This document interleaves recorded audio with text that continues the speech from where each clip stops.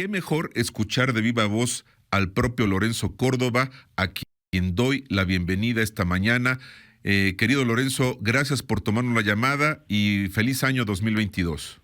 Gracias, Enrique. También te mando un abrazo muy afectuoso y, por supuesto, a todo el personal del canal. Mis mejores deseos para todas y todos y quienes nos escuchen. Lorenzo, pues todos sabemos quienes somos abogados, pero para decirlo al público en general, cuando se presenta una denuncia penal contra servidores públicos, pues estas se persiguen de oficio. Y pues no basta con esta declaración política del presidente de la Cámara de Diputados, que me pareció cometió un grave error, y después echa reversa.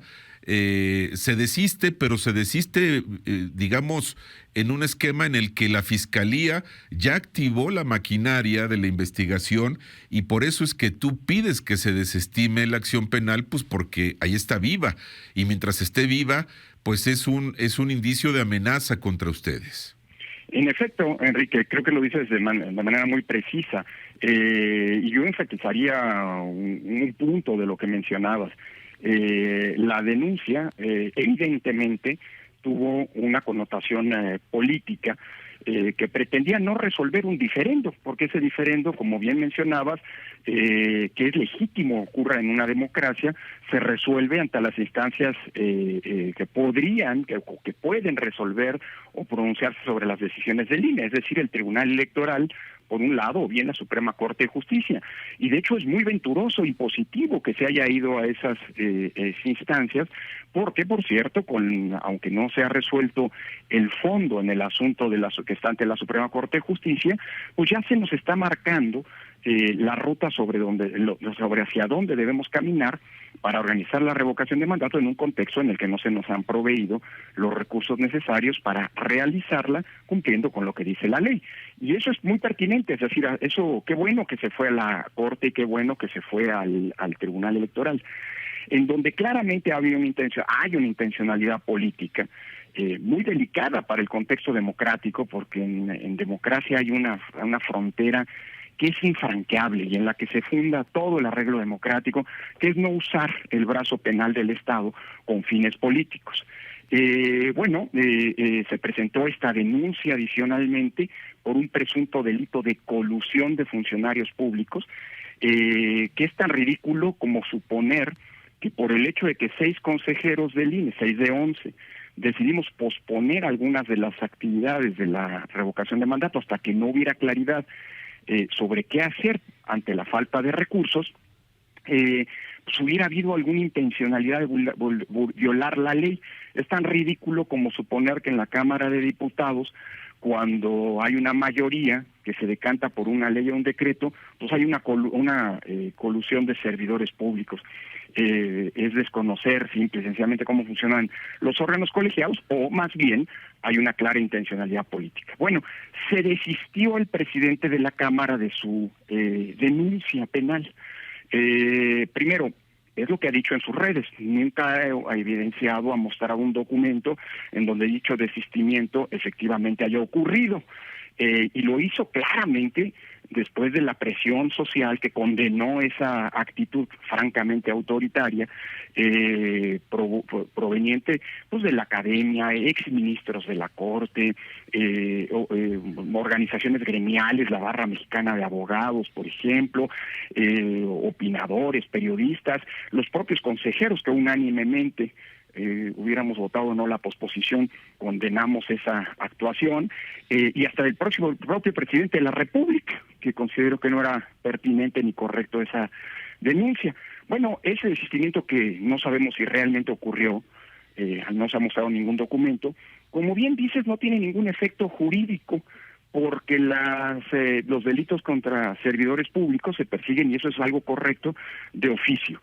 Lo preocupante es que en la Fiscalía se haya dado entrada a esa denuncia, se hayan abierto carpetas y de investigación y se estén realizando investigaciones. Al INE se le ha requerido información cuando abiertamente había una intencionalidad política detrás de esta denuncia, y por eso, pues confiamos en que la Fiscalía pronto restablezca el orden constitucional y desestime por insustanciales estas denuncias.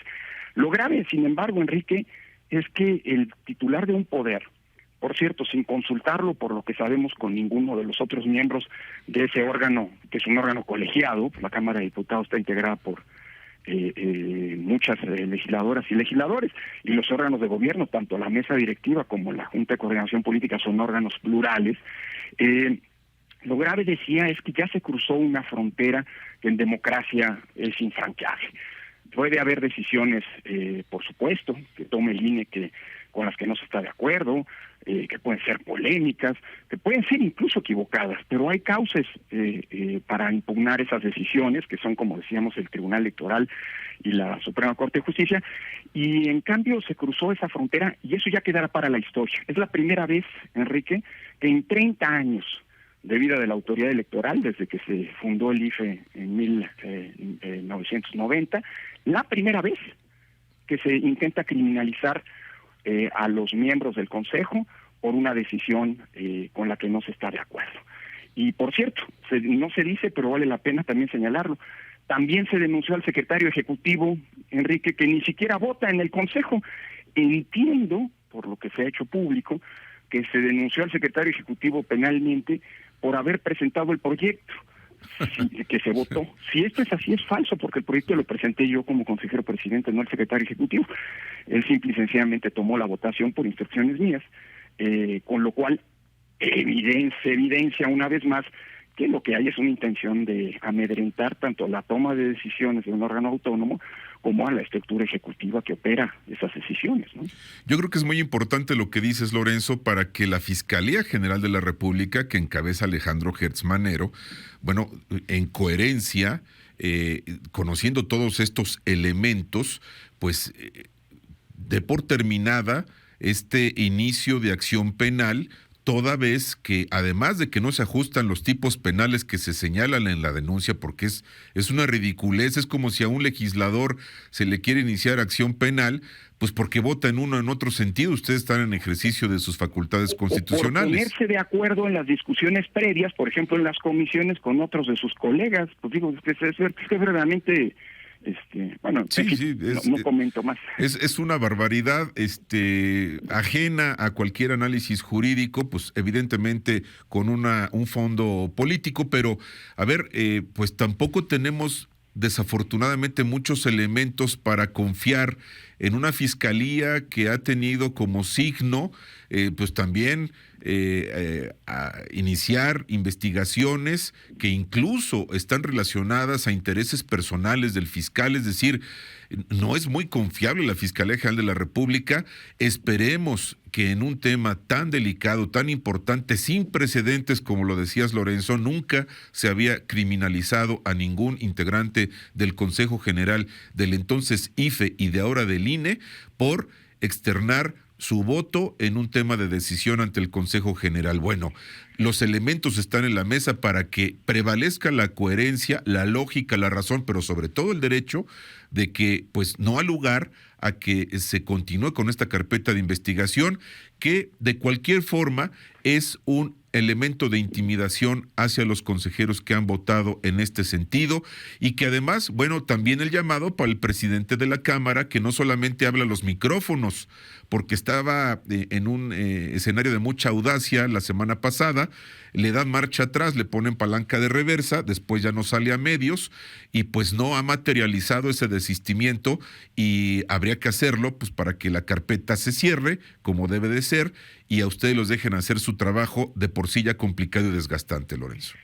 Bueno, yo confío mucho en las instituciones. El día en que ello no ocurra, pues significa que se desmanteló nuestro Estado democrático de derecho, y confío mucho que la Fiscalía General de la República pues resuelva a la brevedad este entuerto, porque es abierta, franca y notoriamente improcedente una denuncia de esta naturaleza, una denuncia penal de esta naturaleza, y sobre todo pues es conforme se reflexiona este tema, es evidente la intencionalidad política que estuvo detrás de ello. Así que yo confío. Llama la atención, sin embargo, que se están haciendo indagatorias, ¿no? Como si hubiera mucho que investigar en la decisión de un órgano colegiado, pero yo soy muy respetuoso de lo que ocurra. Confío en que muy pronto la Fiscalía Anticorrupción sabrá motu propio, ¿no? Evidenciar pues que aquí hay una intencionalidad política y cerrar estos casos. Lo grave, sin embargo, Enrique, es que el daño ya está hecho.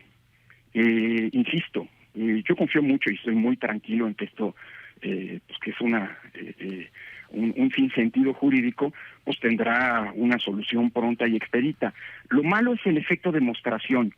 Es decir, el presidente de un poder se sintió legitimado para poder utilizar activar el brazo penal del Estado para amedrentar y perseguir a otros miembros o a miembros de otro poder y de otro órgano, en este caso del Estado mexicano. Y eso es un pésimo precedente. Eso nunca había ocurrido en ese sentido. Vuelvo a insistir, lo inédito del asunto no solamente se va a resolver pues reencauzando el orden jurídico y constitucional.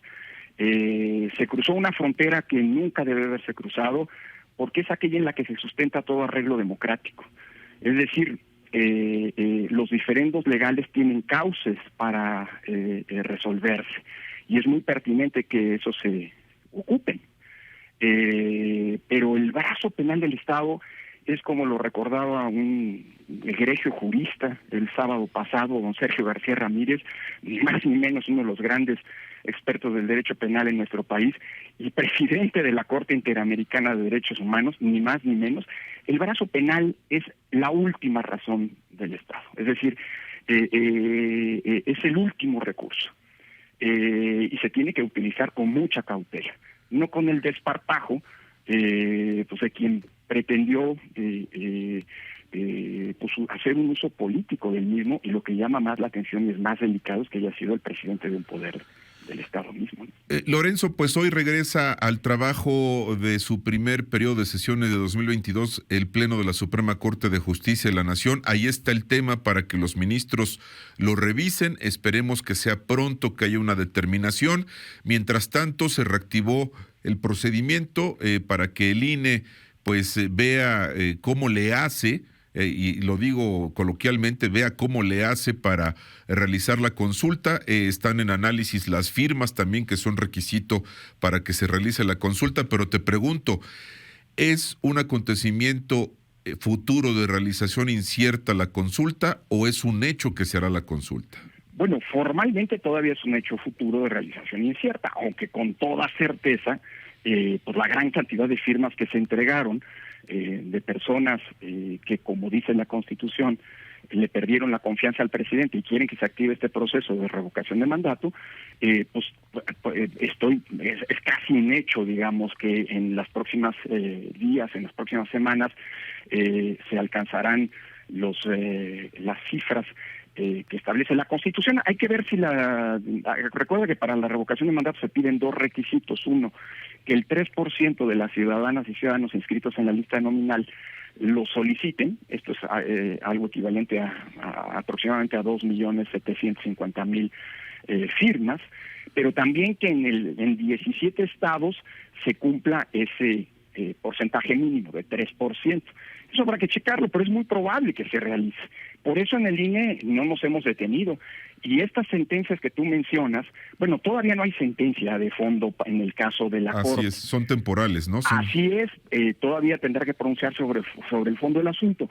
Pero es muy pertinente que hoy tengamos claridad por lo que dos ministras, los que integraron la Comisión de Receso, resolvieron de manera cautelar, en el sentido de que pues ya hoy queda claro qué tiene que hacer el INE ante la falta de recursos.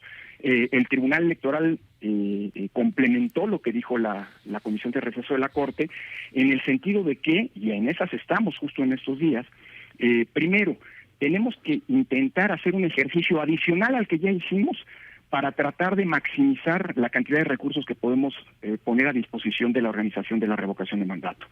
El ejercicio tal como lo pide la ley, el INE lo ha calculado en un costo de 3.830 millones de pesos. Y el INE ha logrado, luego del recorte presupuestal que le aplicó la Cámara de Diputados, poner a disposición, digamos, de esta finalidad, 1.503 millones de pesos. Falta mucho.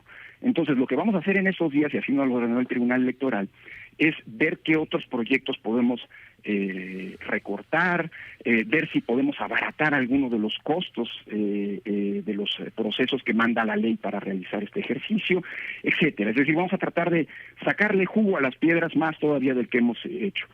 Si llega a faltar dinero, y es muy probable que se ocurra porque el boquete presupuestal, como es evidente, es muy grande, podemos pedirle recursos a la Secretaría de Hacienda y Crédito Público, que en esta ocasión, a diferencia de lo que ha ocurrido en el pasado, sí está obligada a decirnos, si no nos da el dinero, cuáles son las razones por las que no nos lo da. Tendría que fundar y motivar, ¿no?, la respuesta. Para la consulta popular, simple y sencillamente, cuando lo solicitamos en una Hacienda de Recursos, nos dijo que tenían otras prioridades y que le hiciéramos como pudiéramos. Bueno, y tendrán que fundar, Lorenzo, algo positivo. Fundar y motivar la respuesta que les den, ¿no? Exactamente.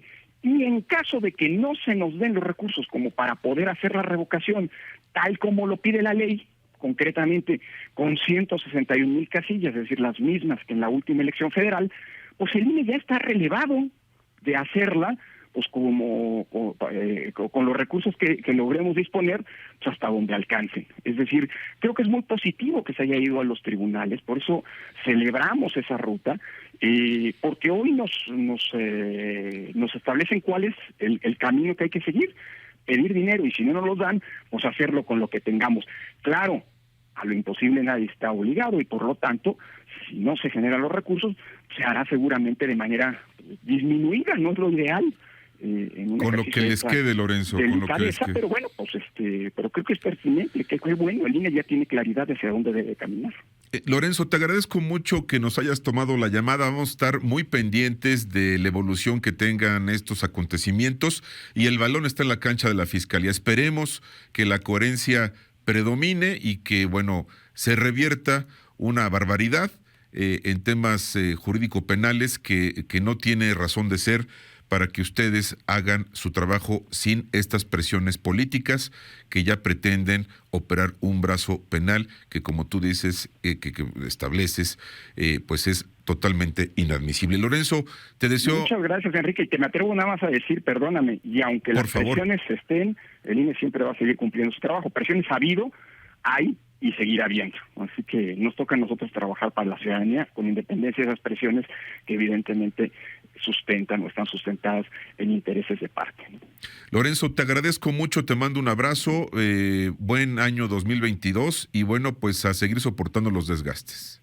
Un abrazo fuerte, Enrique, y mis mejores deseos para todos y todos. Igualmente, muchas gracias.